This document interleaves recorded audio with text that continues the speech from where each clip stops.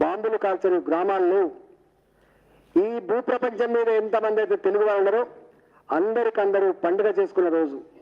తెలంగాణ ముఖ్యమంత్రి కేసీఆర్ అహంకారాన్ని బొందబెట్టిందని చెప్పి ఒక నరకాసుర లెక్క వాళ్ళు భావించుకొని పండుగ చేసుకున్నారు. ఇవాళ దాన్ని మీరు ఎంత చేసినా డైవర్ట్ చేసే ఆస్కారం లేదు. నేను ఇప్పటికైనా ఒకటే కోరుతున్నా, మీరు రైతాంగానికి అనేక రకాల మాటలు చెప్పారు, వాటిని అమలు చేసే ప్రయత్నం చేయి. ఒక రైతు బంధు ఇచ్చి రైతాంగానికి రావాల్సినటువంటి ఇన్పుట్ సబ్సిడీ, రైతాంగానికి రైతుల పంటకి ప్రమాదం ఏర్పడ్డప్పుడు ఇచ్చేటువంటి ఫసల్ బీమా ఇవాళ 513 కోట్ల రూపాయలు రిలీజ్ చేయాలి.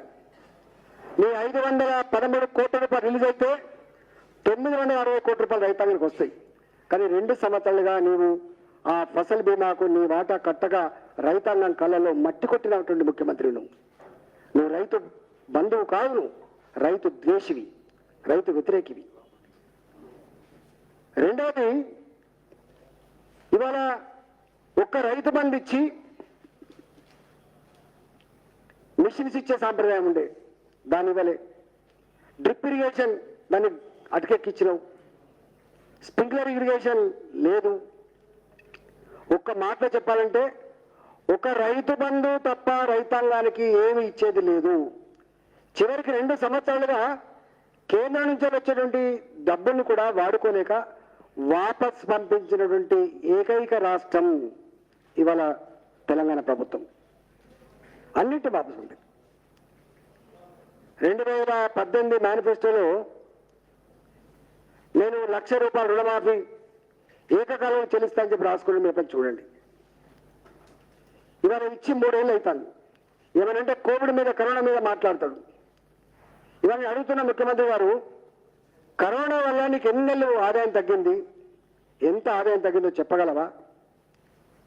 మీ అనాలోచిత విధానాల వల్ల ఇవాళ రాష్ట్ర ఆర్థిక వ్యవస్థ అస్తవ్యస్తమై ఏ పూటకు ఆ పూట వెతుక్కొని డబ్బులు వస్తేనే జీతాలు ఇవ్వాలి, డబ్బులు వస్తేనే మధ్యాహ్న భోజనం డబ్బులు ఇవ్వాలి, డబ్బులు వస్తేనే వార్డెన్లకు మెచ్చార్జీలు పంచాలి. ఇవాళ ఈ దుస్తున్నది. ఇవాళ రైతు బంధు ఇవ్వాలంటే 3 నెలల పాటు అన్నిటి చెరబెడితే తప్ప ₹1 దేనికి పే చేయకుండా తప్ప ఇచ్చే పరిస్థితి లేదు. ఇవాళ దుస్థితి మీరు ఎక్కడ చూడండి. మెచ్చార్జీలు లేక సరైన భోజనం పెడతలేరనే వార్తలు, 13 నెలలుగా మధ్యాహ్న భోజనం వండిన వాళ్ళకు డబ్బులు లేక ఇబ్బందులు, పనులు చేసిన వాళ్ళకు డబ్బులు రాక ఆత్మహత్య చేసుకునే దుస్థితులు. ఒక్క మాట చెప్పాలంటే ప్రభుత్వపరమైన పని అంటేనే వణికిపోయే, భయపడిపోయే పరిస్థితి వచ్చింది. ఆశ్చర్య సరుకులు చెల్లిస్తలేరు, ప్రభుత్వ పరంగా టెండర్లలో పాల్గొంటలేడు. పైరవీ చేసుకున్న వాళ్ళకే డబ్బులు తప్ప, బిల్లులు తప్ప నోట్ల నాలుక లేని వాళ్ళకి ఇక్కడ మనగడ లేని పరిస్థితి తీసుకొచ్చింది. ఇవాళ 24,000 కోట్లలో రైతుల మాఫీ, 24,000 కోట్లలో కనీసం 500 కోట్ల రూపాయలకు చెల్లించలేదు. ఎప్పుడు చెల్లిస్తాం? మీరు ఇచ్చిన డబ్బు రైతుల వడ్డీకే పోయింది తప్ప ఇంకోట్లేదు. దీనివల్ల నష్టం ఏంటంటే ప్రభుత్వ పరంగా 30,000 కోట్లు, 35,000 కోట్లు ఒక పంటకు రుణాలు ఇవ్వాలని చెప్పి వాళ్ళు టార్గెట్ పెట్టుకుంటే ఈ రైతు రుణమాఫీ కాకపోవడం వల్ల, బ్యాంకులో రుణం ఇవ్వకపోవడం వల్ల మళ్ళీ రైతాంగం గదే పాత షావుకాల దగ్గర, గదే పాత చిట్ ఫండ్ దగ్గర ₹2 మెత్తికి, ₹3 మెత్తికి డబ్బులు తెచ్చుకొని నష్టపోతుంది. కానీ కారకులు ఎవరు? కారకులు మీరే. మీరిచ్చేది ఈసమెత్తు, కానీ నష్టపోయేది ఎక్కువ.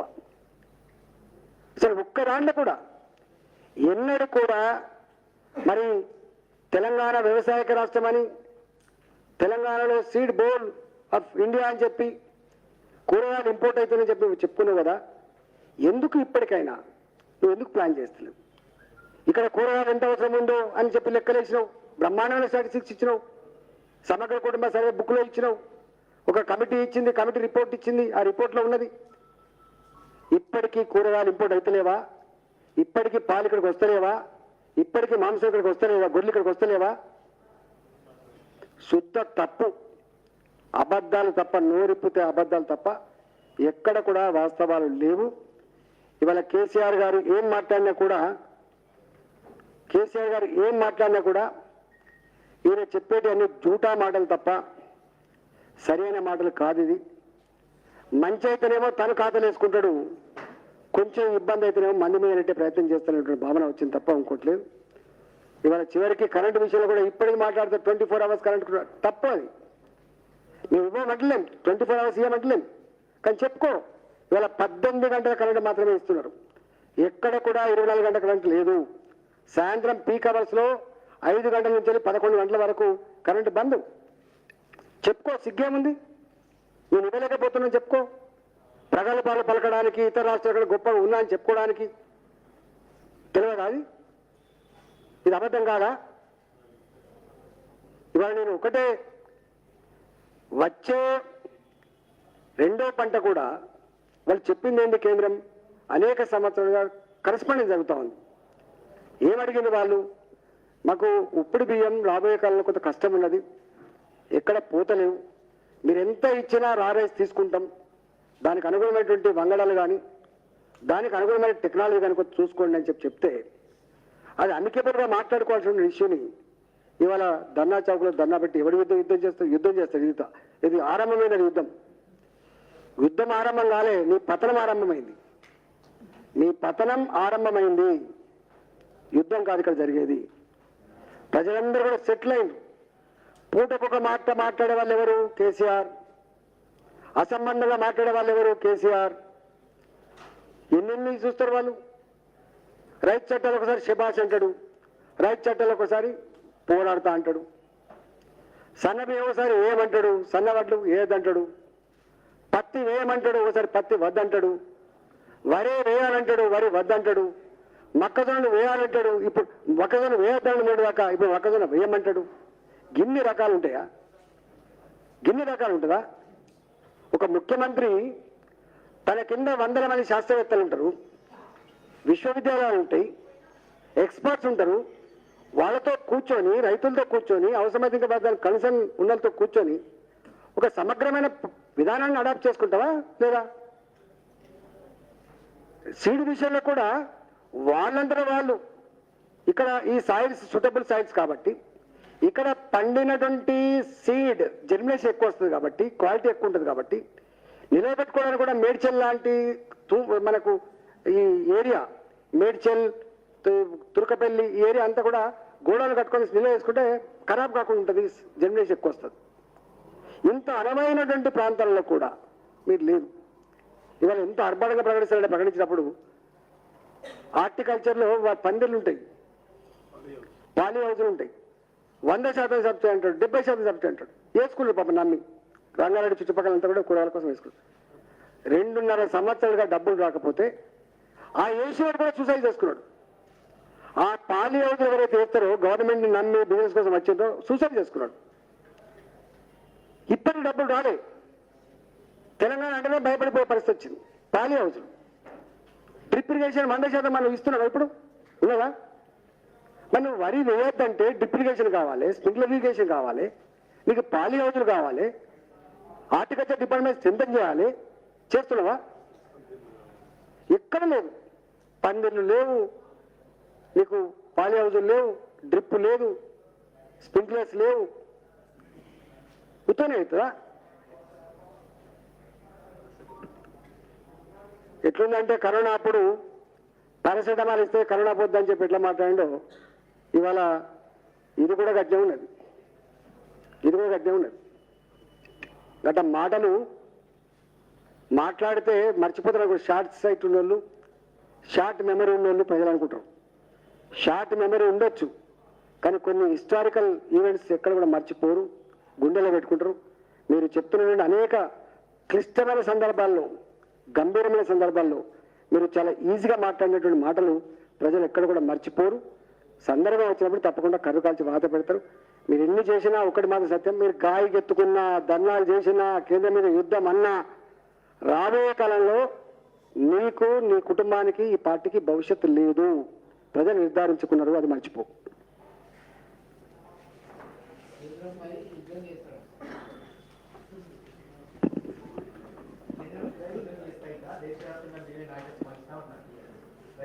గతంలో కూడా చెప్పింది ఈ మాట. కొత్తగా ఎందుకు 2018 కన్నా ముందు ఒక ప్లాట్ఫామ్ ఏర్పాటు చేస్తా అని చెప్పి అనేక రాష్ట్రాలకు ఎట్లా సపోర్ట్ చేసిందో అవన్నీ మీ వార్తలు ఉన్నాయి. సారు కారు 16, సారు కారు 16 సర్కారు ఏమైంది? లీడ్స్ టు దివాలా. కేంద్రం ధాన్యం కొనాలని చెప్పినా ప్రతిసారి వాయిస్ పెట్టి ధాన్యం కొనాలని చెప్తా ఉన్నాడు. వారికి ఇప్పుడు ఈ హుజరాబాద్ ఫలితం తర్వాత పార్టీలో చాలా మంది పుల్ల ఆలోచన పడ్డారు. వాళ్ళ ఎమ్మెల్యేలు కావచ్చు, వాళ్ళ నాయకులు కావచ్చు, అంత పుల్ల ఆలోచన పడ్డారు. ఇవాళ ఒక్క మాట బాయ్ సార్, ఒక్క ఎంపీటీసీకి గౌరవం లేదు, ₹1 ఫండ్ లేదు, ఒక్క ఎంపీపీకి ఫండ్ లేదు, గౌరవం లేదు, జెడ్పీటీసీకి ఫండ్ లేదు, గౌరవం లేదు. ఈ 2.5 సంవత్సరాలుగా నేను మా ఎమ్మెల్యేలు అడుగుతున్నా, గుండెల మీద చేసుకొని చెప్పండి. ఏసీడీపీ నిధులు కూడా లేవు, ఏసీడీపీ నిధులు కూడా లేవు. ఎక్కడ బై ఎలక్షన్లు వస్తాయో అక్కడ సిమెంట్ రోడ్లు, అక్కడ డ్రైనేజీలు, అక్కడ కోళ్ళ సంఘాల భవనాలు, అక్కడ డెవలప్మెంట్ తప్ప ఎక్కడ లేవు. ఎమ్మెల్యేలు కూడా ఏం లేదు. అందుకనే సోషల్ మీడియా పెడుతుంది చూసినా, మా ఎమ్మెల్యే కూడా రాజీనామా చేస్తే మంచిగుండు, మాకు కూడా పెన్షన్లు వస్తుండే, మాకు కూడా గొర్రెలు వస్తుండే, మాకు కూడా ఇంత డెవలప్మెంట్ వస్తుండే. గది దుస్థితి. అంటే రాష్ట్రాన్ని అన్ని మూలలలో సమగ్రంగా అభివృద్ధి చేసినటువంటి ముఖ్యమంత్రి ఎక్కడిది జారిపోయిండు? ఎక్కడిది జారింది అంటే బై ఎలక్షన్లు వస్తేనే ఇవన్నీ వస్తాయి తప్ప లేకపోతే రావు. ఆ ఎమ్మెల్యేలు ఎందుకుంటారు చెప్పండి? ఆ ఎమ్మెల్యేకి ఎంత బాధ ఉంటుంది చెప్పండి? ఇవాళ ఇంత హుజరాబాద్ ఫలితం వస్తే కొంచెం మారింది. ఏం మారిందంటే ప్రగతి భవన్కి వెళ్ళి తెలుసుకున్నాయి, వాళ్ళకి గౌరవం పెరిగింది, వాళ్ళ దరఖాస్తులకు ఇంత మోక్షం ఉంటుంది తప్ప ఎవరికి లేదు. ఇలా ప్రతి ఒక్కరు కూడా ఎందుకు గెలిచినా అని చెప్పి బాధపడుతున్నారు. గుర్తుపెట్టుకోండి, ఎవరు ఏ స్థాయిలో సర్పంచ్ కావచ్చు, ఎంపీ, కేంద్రం ఇచ్చేటువంటి ఆ నిధులు ఏవైతున్నాయో, వాళ్ళకి రావాల్సిన నిధులు ఏవైతున్నాయో పర్ క్యాపిటా సప్లాన్ నిధులు, వాటికి తోడుగా వీళ్ళు సగం జోడించి గా నిధులు తప్ప ఎక్కడ లేవు. గ్రామాలలో కట్టినటువంటి రైతు భవనాలు కానీ, రైతు వేదికలు కానీ, గ్రామ పంచాయతీ బిల్డింగ్స్ కానీ, తడి చెత్త పొడి చెత్త కానీ, వైకుంఠ ధామాలు కానీ, పెట్టే చెట్లు కానీ, గ్రేవి కానీ, ఇవన్నీ కూడా కేంద్ర ప్రభుత్వం ఇచ్చినటువంటి ఆ ఉపాధి హామీ పనుల పైసలు ఒకటి, వీటి తప్ప ఎక్కడ లేవు. డబ్బులు లేవు. ఇవాళ మీరు రైతు బంధు రొటీన్ ప్రోగ్రామ్ బడ్జెట్లో పెట్టుకున్నాం. మరి ఇక 3 నెలలు ఆపుతారు. ఇక మీరు ఎవరైనా అడగండి, మీరు హాస్టల్లో సోషల్ వెల్ఫేర్ హాస్టల్ పోయి అడగండి, డబ్బులు వస్తున్నాయి తెలుస్తుంది. రెసిడెన్షియల్ స్కూల్లో పోయి అడగండి, పాల డబ్బులు వస్తున్నాయి మీకు తెలుస్తుంది. భోజనం చక్కగా పెడుతున్నా తెలుస్తుంది, గుడ్డు ఉన్నాయో తెలుస్తుంది, చికెన్ పెడుతున్నా తెలుస్తుంది. జీతాలు లేవు. నేను చెప్పేది మీరు మీరు తెలుసుకోండి. మధ్యాహ్న భోజనం వండే వాళ్ళకి 8 రోజుల నుంచి పైసలు వస్తలేవు. హాస్టల్ సర్వీస్ సప్లై చేసే వాళ్ళకి 8 రోజుల నుంచి డబ్బులు వస్తలేవు. పాల బిల్లులు ఎప్పటి నుంచి పెండింగ్ ఉన్నాయి. ఇవన్నీ తెలుసుకోండి మీరు. ఆయన అక్కడ కూర్చోవాలి అనుకుంటుంటే ఇచ్చే ఉంటుంది గవర్నమెంట్ అనుకుంటే అట్లా ఉంటుంది గవర్నమెంట్.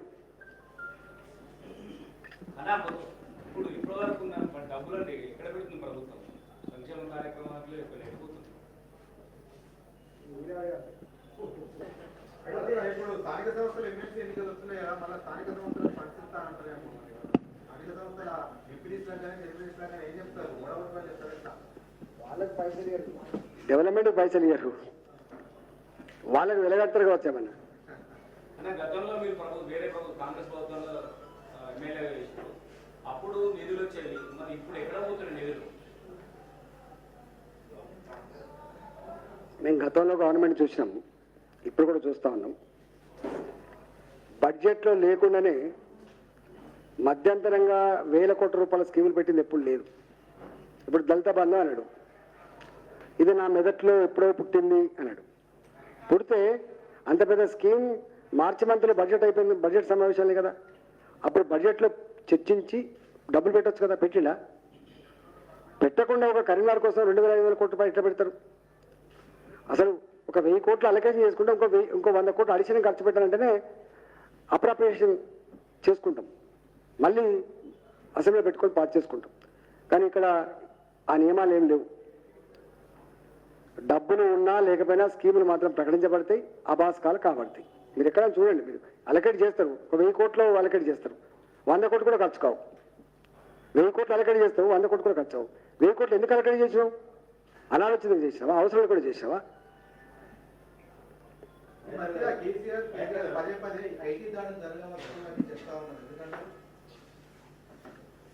ఇవాళ వాస్తవంగా వాళ్ళలాగా పర్సనల్గా వేధించాలనుకుంటే చాలా ఉంటాయి, కానీ అట్లాంటి పని కేంద్రం చేయదు.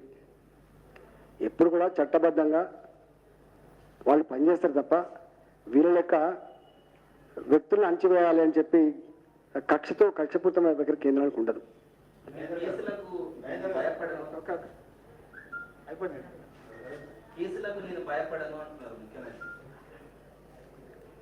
ఏం కేసులట?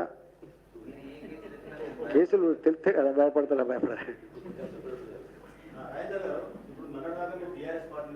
అవును, మీరు చెప్పిన మహారాష్ట్రబాద్ మైనార్టీస్ వెంట ఉన్నారు, మీకు హైదరాబాద్లో ఉన్నారు.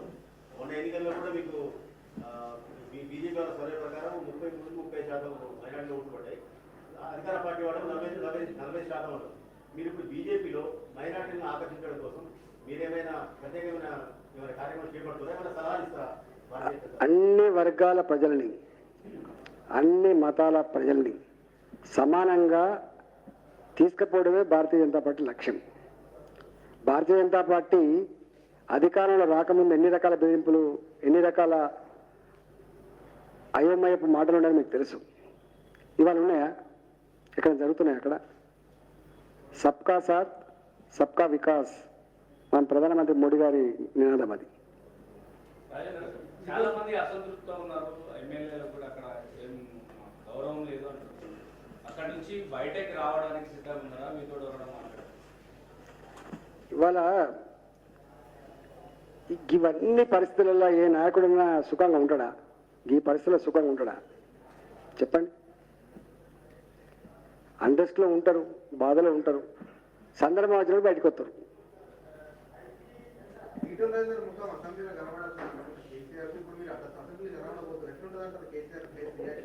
ఆయనకి ఏమాత్రం ఉన్నా నా ముఖం ఎట్లైనా అసెంబ్లీకి పోవాల్సిందే. తను రాజీనామా చేసి తన ముఖం చాటేసుకోవడం మంచిగా. హాయ్ ఫ్రెండ్స్, మా టుడే టుమారో యూట్యూబ్ ఛానల్ చూస్తున్నందుకు చాలా థ్యాంక్స్. మరిన్ని లేటెస్ట్ వీడియోస్ కోసం వెంటనే సబ్స్క్రైబ్ చేయండి. అలాగే ఈ బెల్ ని కూడా రింగ్ చేసేయండి. మా నోటిఫికేషన్స్ అన్ని మీ మొబైల్లో వస్తాయి. అలాగే మా వీడియోస్ మీకు నచ్చితే లైక్ చేయండి, షేర్ చేయండి, నచ్చకపోతే కామెంట్ చేయండి.